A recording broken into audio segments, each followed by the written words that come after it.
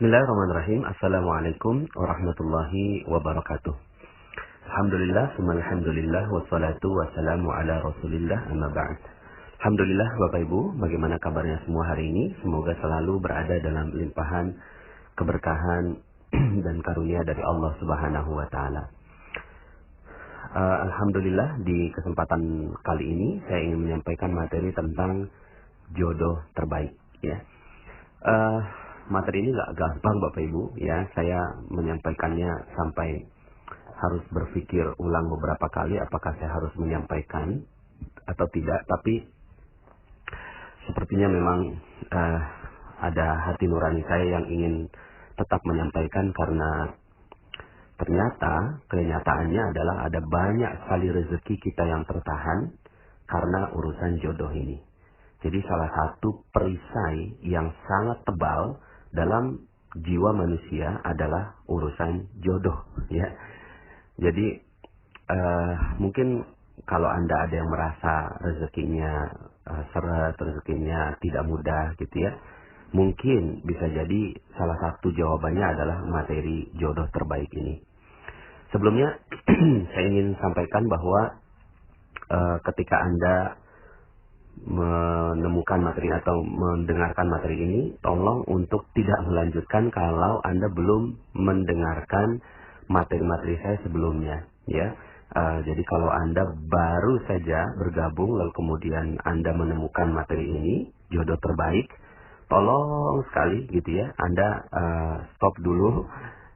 Ini saya betul-betul minta tolong Anda ikuti dulu materi-materi yang sebelumnya, yaitu materi Law of Projection, landasan magnet rezeki, konsep dasar magnet rezeki, kemudian jeruk nipis, Paradox of Candy, cicak dan jerapah, kemudian jendela buram, ya. Dan satu paket dengan materi jodoh terbaik ini adalah sakinah selamanya. Jadi kalau Anda betul-betul baru melihat audio ini atau mendengarkan audio ini, tolong untuk di stop saja, kemudian Anda dengarkan audio-audio yang lain, begitu ya. Kenapa? Karena ada beberapa hal yang memang harus saya sampaikan gitu ya, terkait dengan jodoh terbaik ini, tapi landasannya mesti sudah kuat terlebih dahulu ya. Jadi mohon izin agar Anda bisa mendengarkan audio yang lain. Oke, Bapak Ibu, begini. Ini satu paket ya dengan materi sakinah selamanya ya. Jadi di materi sakinah selamanya itu saya sampaikan bahwa jodoh setiap orang sudah ada ya. Jodoh setiap orang itu sudah ada, dan jodohnya ditetapkan di mana? Yang terbaik sebenarnya adalah di akhirat, dan itu adalah jodoh yang sudah Allah tetapkan. Setiap Allah lahirkan seorang bayi, kemudian pasti dia sudah ada jodohnya, dan jodohnya itu kalau nggak di dunia, di akhirat, dan yang terbaik adalah di akhirat ya.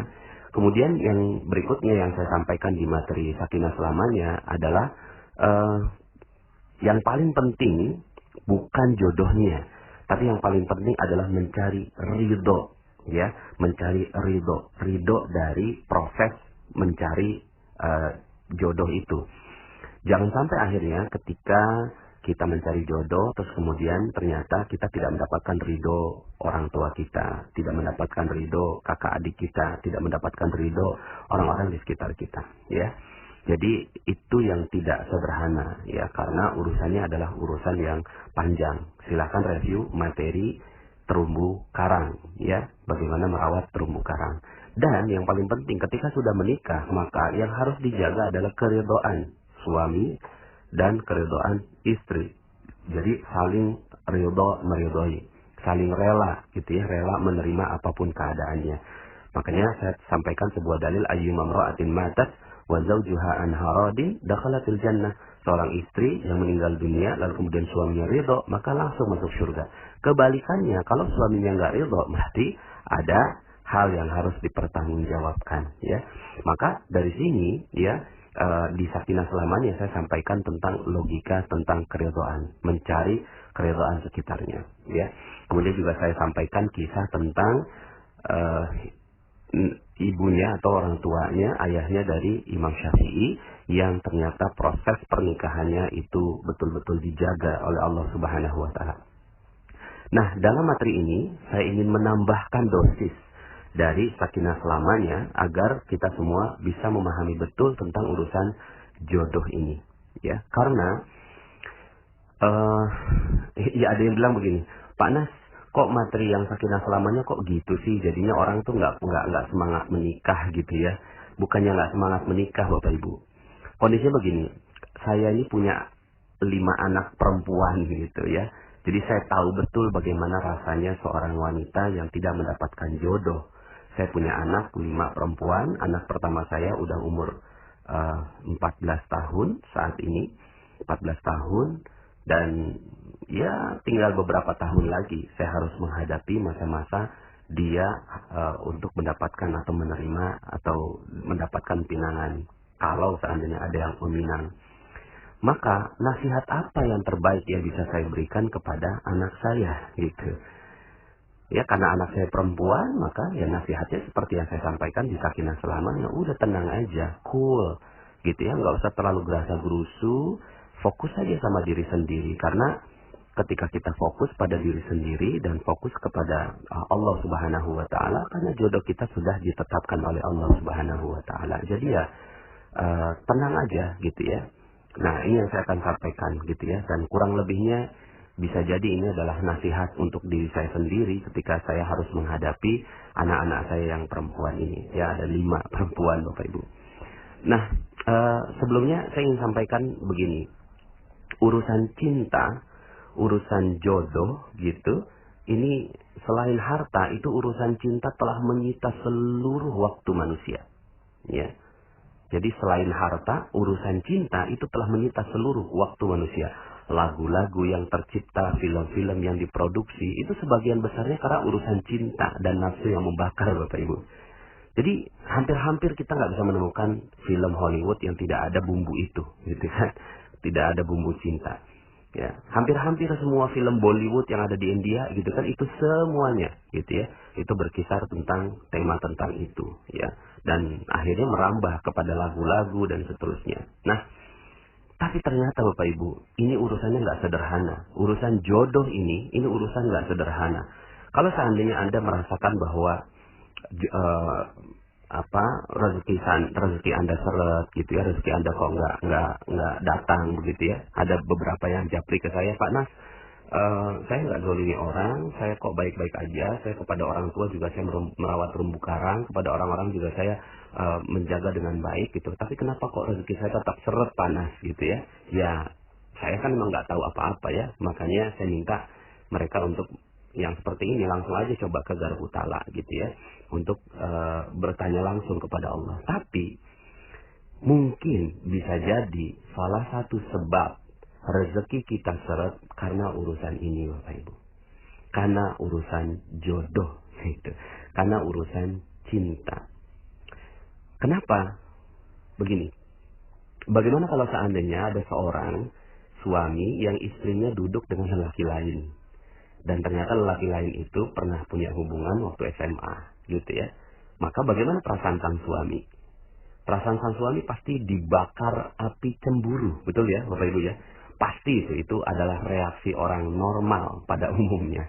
Semuanya seperti itu, punya rasa cemburu, dan rasa cemburu ini luar biasa gitu ya. Itu bisa ditampakkan dengan wajah macam-macam, dengan kemarahan, dengan nendang apapun, dengan menghancurkan sesuatu gitu ya. Terus kemudian ya intinya api cemburu ini luar biasa, dahsyat gitu ya. Bisa jadi wanita itu kalau sang suami itu melampiaskan kemarahannya bisa ditampar, bisa melakukan KDRT dan seterusnya Bapak Ibu ya. Nah, cuma pernahkah kita renungkan bagaimana kalau seandainya gitu ya Allah yang cemburu ya. Jadi kalau manusia saja cemburunya sudah demikian, bagaimana dengan cemburunya Allah Subhanahu wa Ta'ala gitu ya. Bagaimana jika Allah cemburu? Dan ternyata permasalahan Allah cemburu ini itu ada banyak sekali dalilnya. Ada banyak sekali hadis yang menyebutkan tentang kecemburuan Allah Subhanahu wa Ta'ala. Kapan cemburunya Allah? Ya cemburunya Allah urusan-urusan cinta ini gitu ya. Yuk kita renungkan beberapa dalil gitu ya yang berkaitan dengan ini. Dalam hadis riwayat Bukhari dan Muslim, sesungguhnya Allah pun cemburu dan orang yang beriman itu juga cemburu gitu.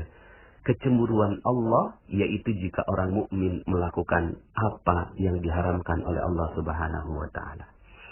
Jadi ketika seseorang melakukan apa yang diharamkan Allah, dan kaitannya di sini adalah urusan cinta, gitu ya, dia melanggar urusan cinta dan melanggar batas syariat begitu ya, itu Allah Subhanahu wa taala cemburu dengan orang yang melakukan hal itu, ya.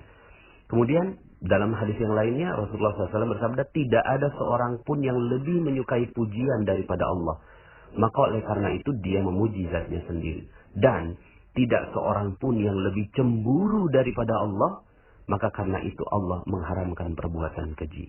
Ya, hadis yang sama, hadis diriwayatkan oleh Bukhari dan Muslim juga. Artinya apa? Artinya Allah Subhanahu wa taala cemburu. Bagaimana kalau seandainya Allah cemburu? Kalau manusia saja cemburu, itu bisa hancur semuanya. Bagaimana kalau Allah yang cemburu? Hancur semua. Dan kecemburuan Allah ini beribu kali lipat dibandingkan dengan kecemburuan manusia. Ya, dengan cemburunya manusia. Ya, dalam hadis lain tidak ada seorang pun yang lebih pencemburu daripada Allah Azza wa Jalla, gitu ya. Dan ini hadisnya juga riwayat Bukhari dan Muslim, ya. Hadis lain dari Abu Hurairah, seorang mukmin itu merasa cemburu, sedangkan Allah lebih besar lagi rasa cemburunya daripada orang mukmin tadi. Masya Allah, gitu ya. Bagaimana kalau seandainya Allah cemburu dalam urusan cinta ini, ya? Dalam urusan cinta, karena Allah yang tetapkan kita punya rasa cinta, Allah yang tetapkan kita punya rasa suka. Lalu kemudian ternyata urusan cinta ini, ya, urusan cinta ini dilampiaskan kepada sesuatu yang dilarang oleh Allah Subhanahu wa taala, ya. Dilarang oleh Allah Subhanahu wa taala. Nah, dalam keterangan hadis yang lain juga Aisyah radhiyallahu anha itu meriwayatkan tentang kejadian ketika Rasulullah SAW menyampaikan tentang kasus cemburu ini, gitu Bapak Ibu ya. Jadi waktu itu ketika gerhana matahari di zaman sekarang ini berbeda sekali dengan gerhana matahari di zaman dahulu Bapak Ibu ya. Kalau gerhana matahari sekarang ini kita nggak ada yang takut keluar rumah ya. Kita udah tahu bahwa itu adalah fenomena alam gitu ya. Tapi di zaman Rasulullah SAW, gerhana matahari itu sangat-sangat menakutkan.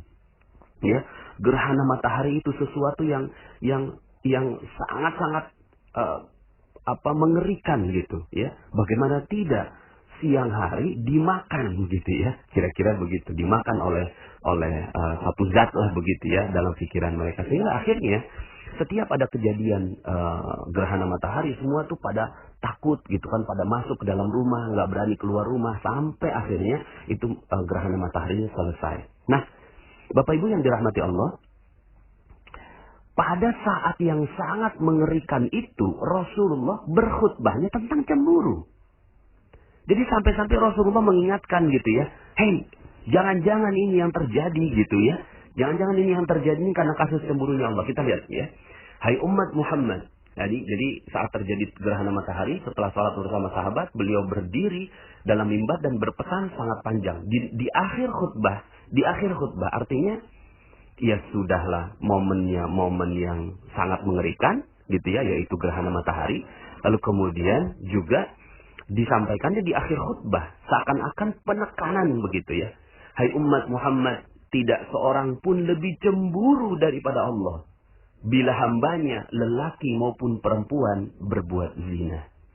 Masya Allah. Dijelaskan oleh Rasulullah SAW, ya, bila hambanya lelaki maupun perempuan berbuat zina. Masya Allah. Ya. Artinya apa? Artinya ya, zina di sini ya bertahap juga ya. Kita artikannya, ulama mengartikan zina di sini ada yang zina mata, zina telinga, zina hati, zina mulut gitu kan, zina lisan, sampai akhirnya zina badan, kemudian zina faraj gitu ya, sampai sebegitunya gitu ya. Maka nanti kita akan bahas tentang urusan zina ini gitu ya. Nah cuma yuk sama-sama kita lihat perilaku orang-orang yang mencari jodoh sekarang ini gitu ya. Seorang ibu punya anak umur 30 tahunan. Terus kemudian nanyain ke anaknya, pacar kamu mana nak? Gitu.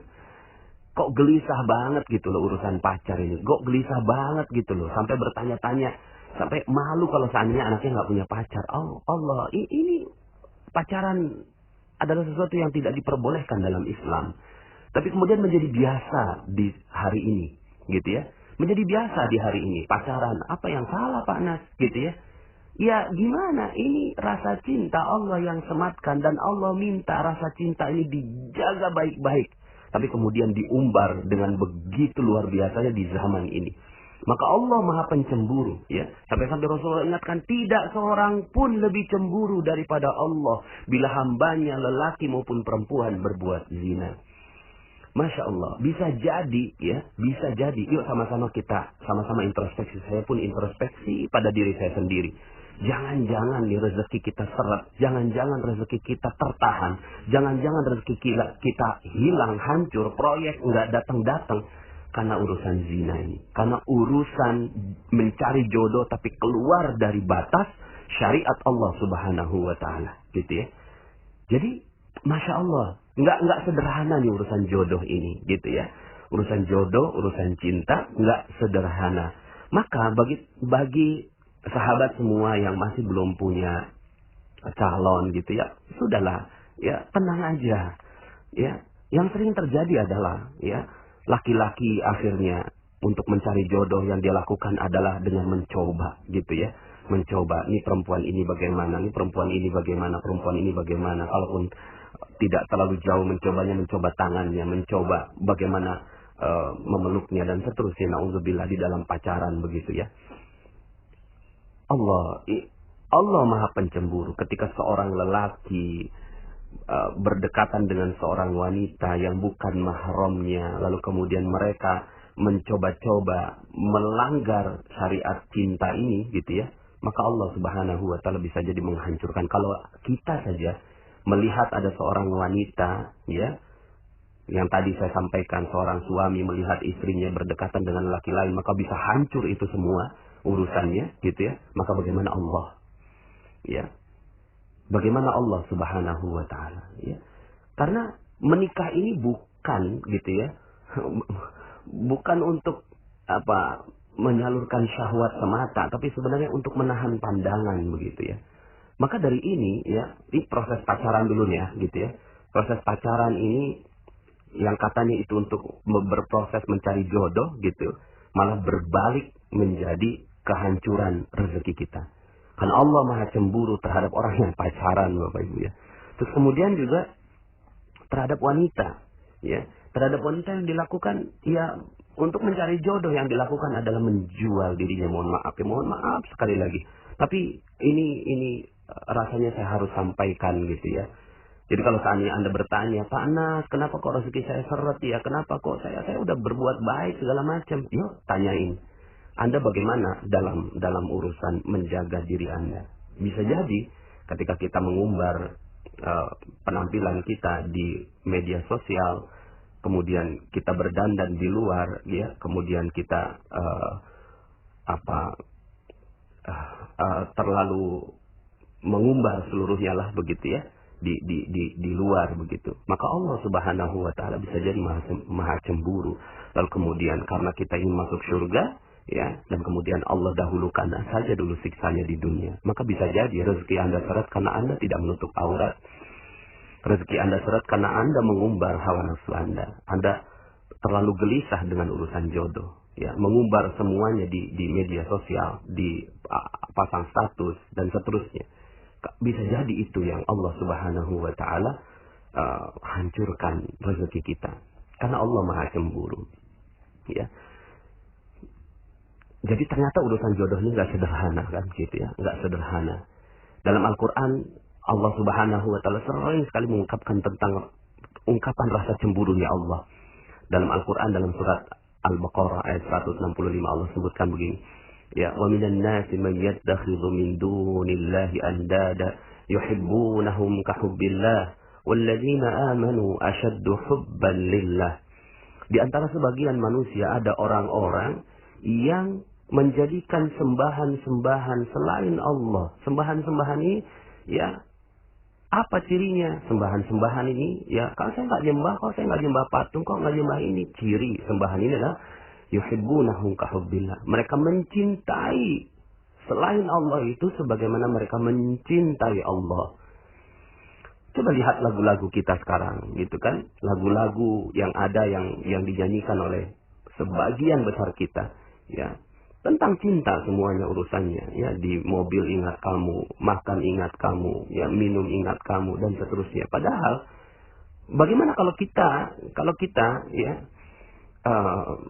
menyaksikan bahwa istri kita mengingat yang lain gitu. Tiba-tiba istri kita bersenandung gitu kan, istri kita naudzubillah ya, naudzubillah. Ya, istri seorang suami bersenandung gitu kan. Di mobil ingat temannya, di ini ingat temannya ini. Bagaimana rasanya sebagai seorang suami? Cemburu sekali. Bagaimana Allah? Bagaimana Allah? Cemburu sekali ketika kok bisa ya dia mengingat yang lain selain aku. Walladzina amanu asyaddu hubban lillah.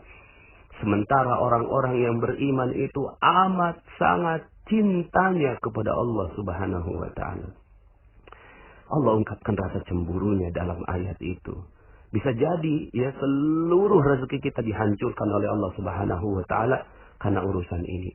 Dalam Al-Qur'an juga ya, dalam surat 9 ayat 24 ya. 9 ayat 24 Allah Subhanahu wa taala berfirman,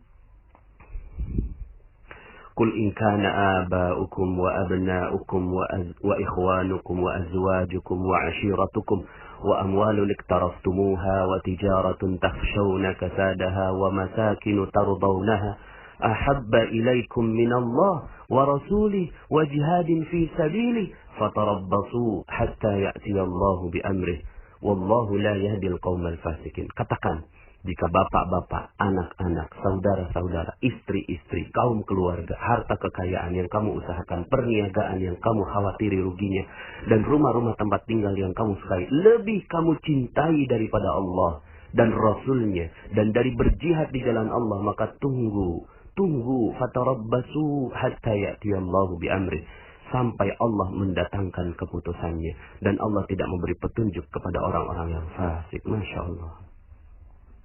Allah ancam, fatarabbasu, tunggu sampai Allah hancurkan, gitu ya, berikan peringatannya, gitu ya.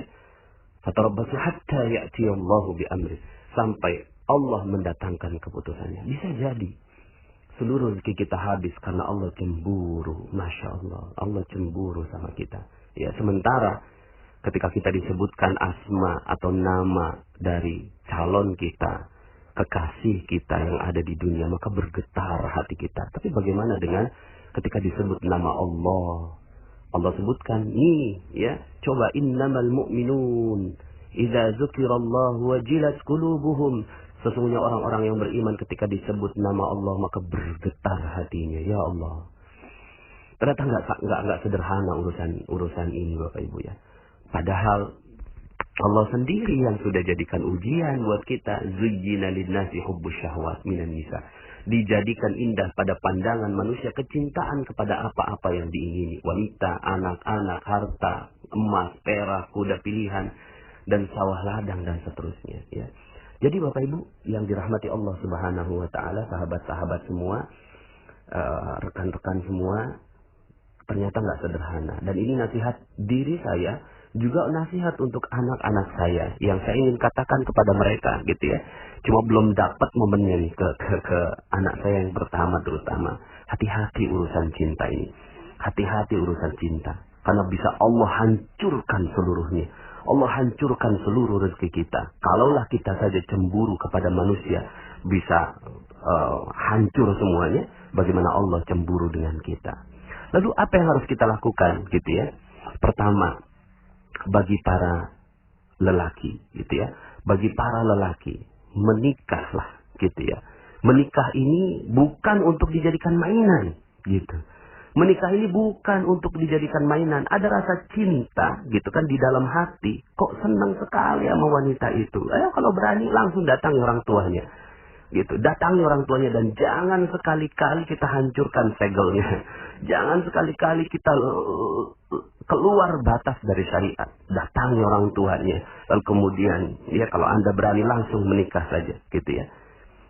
Ini yang perlu dilakukan, gitu ya. Dan itu untuk apa? Untuk menahan pandangan agar kita tidak melanggar syariat Allah Subhanahu wa taala, gitu ya. Dan bukan untuk mengalihkan cinta dari cinta kepada Allah menjadi cinta kepada istri, tidak juga, gitu ya.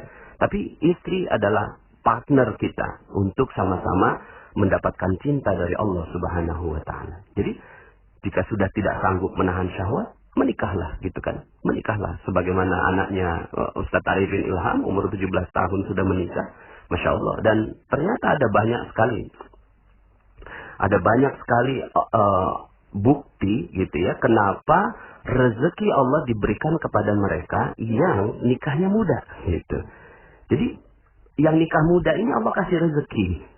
Kenapa kok Allah kasih rezeki? Ya, karena Allah juga yang kasih sumpahnya, gitu ya, di dalam Al-Quran, gitu ya. Dalam surat An-Nur ayat 32, wa ankihul ayama minkum wassalihina min ibadikum wa imaikum iyakunu fuqara yughnihimullahu min fadli wallahu wasi'un alim. Dan kawinkanlah orang-orang yang sendirian di antara kamu dan orang-orang yang layak berkawin dari hamba sahayamu dan yang lelaki dan hamba sahayamu yang perempuan. Jika mereka miskin, Allah akan memampukan mereka dengan karunia-Nya. Iyakunu fuqara yughnihimullah. Ya. Jadi sampai-sampai Allah menetapkan, ya kalau saya meyakini Al-Quran ini sebagai kalamullah, sumpahnya Allah. Jadi ketika Allah katakan Allah akan kayakan, maka ini menjadi sumpahnya Allah. Maka nggak usah khawatir, jangan nunggu sampai terlalu banyak dosa yang kita lakukan. Kalau udah mulai ada syahwat, ada udah mulai punya kemampuan untuk itu, segera saja. Dan ternyata di sini urusan menikahkan ini bukan urusan si orang yang mau menikah, tapi urusan keluarganya yang bertanggung jawab agar tidak ada dosa di antara mereka. Begitu ya. Jadi kalau seandainya ada, gitu ya, keinginan untuk itu, minta tolong sama orang tua, minta tolong sama keluarga untuk segera dinikahkan. Dan keluarga itu tidak boleh sedikit pun menghalanginya, gitu ya, dengan menanyakan udah mau kasih makan apa anak orang. Bukan. Ya, ini urusan menjaga agar matanya tidak melihat yang diharamkan, agar farajnya terjaga, agar telinganya tidak mendengarkan yang syahwat dan seterusnya. Ini untuk laki-laki. Jadi, ya, untuk lelaki ya segera menikah kalau seandainya memang sudah ada keinginan dan kecenderungan ke sana.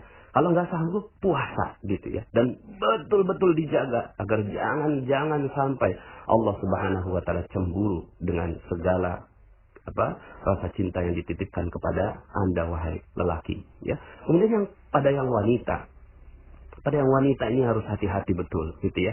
Yang harus dilakukan, dan ini kita hidup di zaman di mana wanita sepertinya mudah saja mengumbar semuanya, gitu ya. Karena budaya itu mudah sekali masuk, ya. Anda silahkan dengarkan kembali audio saya, lain ladang, lain ilalang. Budaya mereka berbeda sekali, gitu ya. Mereka mau pamer aurat sebuka-bukanya dan seterusnya, bisa kok dikasih kekayaan sama Allah, karena Allah Maha baik, gitu. Tapi nanti di akhirat, gitu kan, mereka akan dihancurkan sehancur-hancurnya oleh Allah Subhanahu wa taala. Maka kita nih wanita, gitu ya, yuk sama-sama jaga, gitu, jaga betul-betul auratnya, jaga betul-betul kehormatannya, gitu ya. Lebih baik sudah berada di rumah, gitu ya. Kalaupun seandainya keluar rumah tidak terlalu mengumbar, gitu ya, penampilannya dan seterusnya, gitu ya. Jadi dijaga betul, jangan sampai Allah cemburu ketika kita sang wanita ini keluar rumah. Ya, jaga betul, gitu ya. Dan bukan hanya keluar rumah, tapi juga keluar status, gitu ya. Dan ini yang sering terjadi di status Facebook dan seterusnya, gitu ya. Kemudian kalau ya datang seorang lelaki yang ingin melamar, ini ada panduan dari Rasulullah SAW. Idza ja'akum man tardawna dinah wa khuluqah fankihuh illa taf'alu takun fitnatun fil ardi wa fasad. Kalau ada lelaki yang sudah engkau ridhoi, ya, dinah wa khuluqah, dinnya, agamanya dan akhlaknya, gitu, Fankihu, langsung nikahin aja. Jangan mikir dua kali, ya. Kok saya nggak terlalu cinta sama dia, cinta urusan nomor 12. Yang penting sekarang ini jagain cintanya Allah, jagain. Kalau udah datang gitu ya, itu nggak boleh ditolak gitu ya, nggak boleh ditolak, ya. Jadi kalau seandainya ditolak, ya boleh-boleh saja ditolak, tapi ada alasannya karena apa? Dinah wa khuluqah, ya, dinnya dan akhlaknya. Kalau nggak suka dengan, oh maaf kok saya nggak suka dengan akhlaknya, ya itu alasannya. Hanya itu alasannya. Tidak boleh ada satupun alasannya karena hartanya. Kenapa? Allah Subhanahu wa ta'ala maha cemburu kepada mereka-mereka yang berbuat demikian. Makanya Allah tantang gitu ya. Illa taf'alu, kalau nggak dilakukan, takun fitnatun fil ardi wa fasad. Akan terjadi ya fitnah di muka bumi dan kerusakan. Itu yang terjadi mungkin sekarang ini. Rezeki kita terbatas dan seterusnya. Karena itu kita sering-sering menolak lelaki-laki yang datang pada kita, karena kita yang kita ukur adalah hartanya, bukan dinah wa khuluqah, bukan dinnya, bukan akhlaknya. Nah, ketika sudah dapat gitu ya, ketika sudah dapat, sudah memiliki suami, jaga baik-baik gitu ya. Jaga baik-baik, arahkan kepada Allah, jangan sampai akhirnya gitu ya. Itu juga belum tentu jadi jodoh juga kok gitu ya. Jadi jodoh ini apa ya? Belum tentu. Makanya kalau kata Allah, inna min azwajikum wa auladikum aduwwan lakum fahdharuhum, maka kata Allah begitu. Sesungguhnya min azwajikum, dari istri-istri kalian dan anak-anak kalian, musuh bagi kalian. Tuh, Allah nggak sebut jodoh. Allah sebutnya musuh. Kenapa? Karena Allah bisa jadi cemburu. Setelah menikah, seorang lelaki jadi sibuk sama istrinya, kemudian ketika dipanggil azan, nggak datang ke masjid. Allah maha cemburu terhadap yang demikian. Kok bisa? Gitu. Maka hati-hati ya, wanita yang telah memiliki suaminya, jangan sampai ditahan itu suaminya untuk melakukan syariat-syariat Allah Subhanahu wa ta'ala. Lepaskan mereka untuk bertemu dengan Allah Subhanahu wa ta'ala ya. Jadi kalau itu yang dilakukan, bisa jadi Allah menjadi musuh sang wanita ini gitu ya. Jadi jangan sampai akhirnya itu yang terjadi. Ya sudah ya. Hubungan ini suami istri ini adalah partner gitu ya, partner untuk saling menjaga. Seorang suami ya, seorang suami yang meminta kepada istrinya karena syahwatnya menggebu, langsung dipenuhi gitu ya. Seorang istri gitu ya, itu tidak boleh sedikit pun menahan suaminya untuk beribadah kepada Allah Subhanahu wa ta'ala. Ketika suaminya berbuat maksiat, ketika suaminya berbuat zalim dan seterusnya, sudah fokus aja. Berarti mungkin belum jodohnya, tapi nggak usah cerai juga gitu ya. Kalau kecuali memang sang suami memutuskan talak dan seterusnya. Nah, kalau ini yang terjadi, ya sudah. Yang dijaga cinta terhadap apa? Yang dijaga adalah cinta terhadap Allah Subhanahu wa ta'ala, agar Allah tidak cemburu. Itu yang mesti dijaga dengan baik-baik gitu ya. Nah, kemudian ya, kalau benar-benar ya belum menikah ya, belum menikah, hati-hati. Satu, ya kalau Anda belum menikah, satu, fokus saja sama Allah Subhanahu wa ta'ala. Allah adalah zat terbaik yang siap memberikan jodoh Anda yang terbaik. Gitu. Jadi ya sudah, fokus saja sama Allah, nggak usah cari-cari yang lain, nggak usah terlalu sibuk mikirin jodoh, apalagi wanita. Udah gitu, udah duduk aja, udah, nanti juga akan datang sendiri itu jodohnya gitu. Allah yang akan tentukan jodoh buat Anda. Buat yang laki-laki ya, kalau belum menikah ya hati-hati ya, jangan sampai akhirnya tercebur dalam perbuatan-perbuatan yang dilarang oleh Allah Subhanahu wa ta'ala. Kemudian hati-hati dengan zina ya, karena zina ini penghancur rezeki, sehancur-hancurnya ya, sehancur-hancurnya zina ini gitu ya. Makanya hati-hati dengan zina ya, hati-hati betul dengan zina. Sampai-sampai hukuman orang yang berzina kalau belum menikah dicambuk, kalau sudah menikah dirajam sampai mati. Kenapa begitu? Seakan-akan sudah tidak punya hak apapun di dunia ini. Dia udah nggak punya rezeki di dunia. Kalau mau dapetin rezeki akhirat silakan, tapi bertaubat begitu. Masih bisa dapat rezeki akhirat, tapi rezeki dunia udah nggak punya. Saking Allah cemburu dalam urusan cinta ini. Ini kan membara, nafsu membara, lalu kemudian diperturutkan hawa nafsunya, gitu ya. Jadi hati-hati dengan urusan zina ini, karena Allah akan hancurkan semua rezekinya. Jadi kalau seandainya, Pak Nas, kenapa ya gitu kan, kok rezeki saya nggak ada gitu kan, ternyata ketika diteliti pernah berzina, ya pantas, ya Kalaupun masih bisa hidup, itu atas kemurahan hatinya Allah Subhanahu wa taala, kemurahan hati dari Allah Subhanahu wa taala, sehingga akhirnya membuat ya ada seorang pezina itu bisa hidup gitu. Tapi apakah Allah Maha menerima taubat? Iya. Allah Maha menerima taubat. Yang penting sadar tentang ilmu ini. Ya Allah, pernah gitu kan saya berzina. Minta ampun sama Allah. Kalaupun nggak dirajam gitu ya. Karena memang nggak mungkin juga sekarang ini dirajam ya. Ngeri kita sekarang ini kalau sampai dirajam bisa masuk polisi gitu ya. Apa yang dilakukan seperti Rabi'ah al-Adawiyah. Rabi'ah al-Adawiyah gitu ya. Kemudian ketika pernah melakukan kesalahan gitu ya. Atas urusan cinta ini. Kemudian seterusnya sepanjang hidupnya yang dilakukan adalah beribadah kepada Allah Subhanahu wa taala. Karena dia ngerasa udah nggak punya hak rezeki di dunia. Udah nggak punya hak rezeki di dunia. Gitu. Akhirnya yang dilakukan ya sudah. Gitu kan. Kalau seorang yang sudah berzina nggak punya hak rezeki lagi di dunia. Apa yang dilakukan? Dia beribadah kepada Allah Subhanahu wa taala. Ya. Insya Allah Allah Maha menerima taubat. Allah Maha mengampuni. Kalau Allah mau dikasih kok rezekinya pelan-pelan. Tapi nggak usah terlalu berharap karena udah seperti ini, ya. Tinggal apa yang dilakukan, ya sudah dekati Allah saja, udah itu yang harus dilakukan kepada mereka-mereka yang pernah berzina, gitu ya. Karena kalau itu yang dilakukan maka dihancur. Tapi kalau seandainya belum menikah ya hukumannya cambuk. Tapi ya nggak bisa juga dicambuk sekarang ya karena kita nggak pakai hukum Islam sekarang ini. Tapi ya sudah, gitu kan. Yang kita ingin lakukan adalah bagaimana kita tidak menjadikan Allah cemburu terhadap diri kita, gitu ya. Ya, nah jadi hati-hati, jangan sampai pacaran, ya. Kalau belum menikah jangan sampai pacaran. Pacaran itu penghancur rezeki terbesar, gitu. Karena dia wala taqrabuz zina, jangan dekati perzinahan. Allah yang udah minta begitu karena Allah yang kasih rezeki, maka Allah katakan, gitu ya. Hati-hati, yang kayak gini-gini bisa rezekinya hancur. Jadi kalau seandainya, Pak Nas, kenapa ya rezeki saya hancur? Kenapa kok rezeki saya seret? Pernah pacaran? Pernah, ya bisa jadi. Karena itu. Terus gimana dong kalau udah pernah? Ya kalau pernah minta ampun. Kalau belum terjadi, ajarin nilai ini terhadap anak-anak kita, kepada keluarga kita, ya. Siapa sih yang nggak pernah berbuat dosa? Ya, yang ngomong ini juga punya banyak dosa. Ini sama-sama kita sama-sama.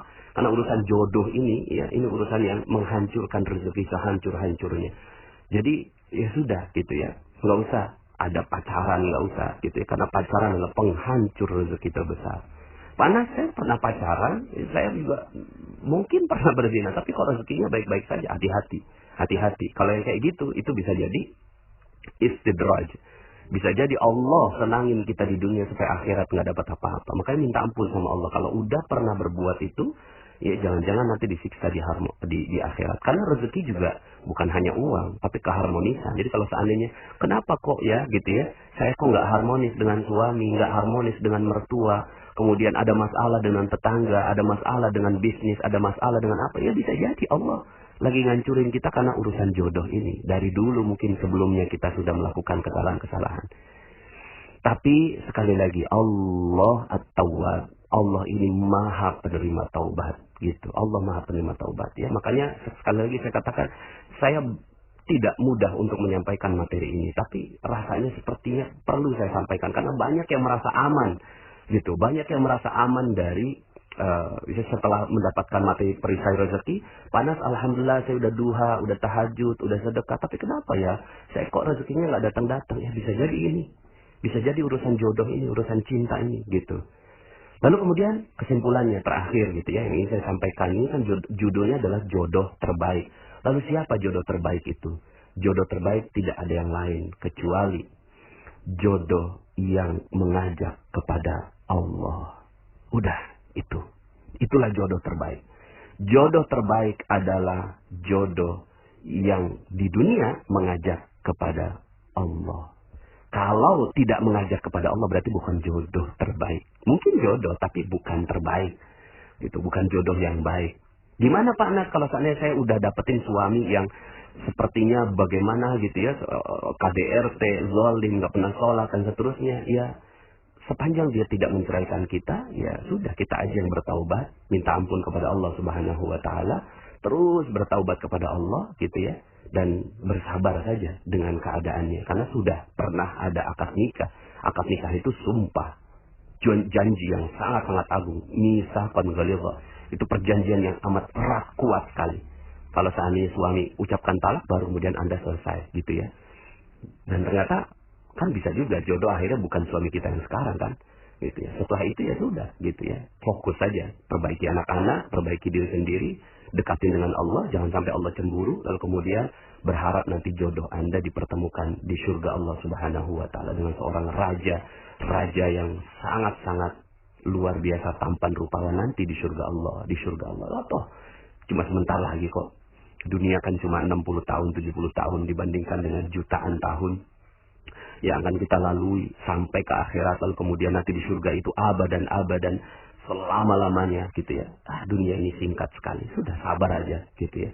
Kalau memang seperti itu. Jadi, siapa jodoh terbaik? Jodoh terbaik adalah jodoh yang mengantarkan kepada Allah. Cari mereka, ya. Kalau nggak begitu, jangan mau, gitu ya. Jangan sampai akhirnya seperti trennya artis-artis, gitu ya, yang menikah dengan lain agama, gitu ya. Menikah dengan orang yang tidak mengajak kepada Allah Subhanahu wa taala. Itu bukan jodoh, itu musibah yang seperti itu, gitu ya. Jangan sampai akhirnya kita terkena musibah itu.